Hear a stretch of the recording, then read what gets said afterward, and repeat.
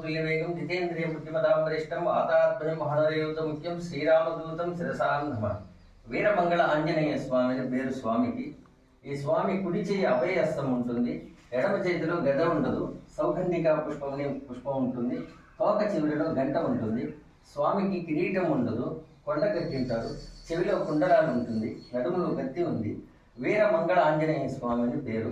ఇక అభయహస్తం పెట్టి ఎడమ చేతిలో సౌగంధిక పుష్పం పెట్టి తోక చివరిలో గంట ఉంటే ఈ వన్ సైడ్ ఉంది కదా, ఇట్లా ఉండే స్వాములన్నీ కృష్ణదేవరాయల కాలంలో వ్యాసరాయ తీర్థులు పేరు చేసిన స్వాములన్నీ ఇట్లా ఉంటుందంటారు.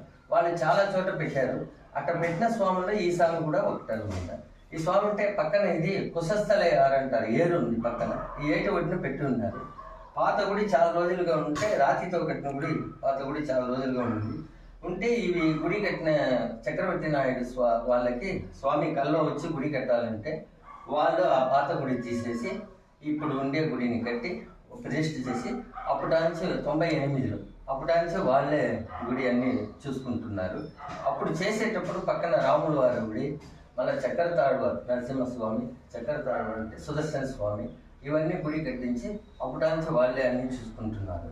ఈ గుడి ఎక్కడ ఉంటుందంటే తిరుపతి పక్కన నగరి ఉంది. నగరి తిరుపతి మధ్యలో, నగరి నుంచి వేరే దారి రావాలి.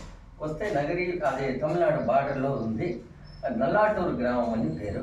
ఈ స్వామిని వచ్చి శనివారం అని స్వామి వచ్చి వేడుకుంటే చాలా మంచిగా జరుగుతుంది. అందరూ వేడుకుంటున్నారు, చాలా బాగుంటుంది. అమావాస్య రోజు ఉదయం 10 గంటలకు అభిషేకం చేయాలి. స్వామి వచ్చి దర్శనం చేసుకొని అందరూ సుభిక్షంగా ఉండాలి. స్వామి జై శ్రీరామ్.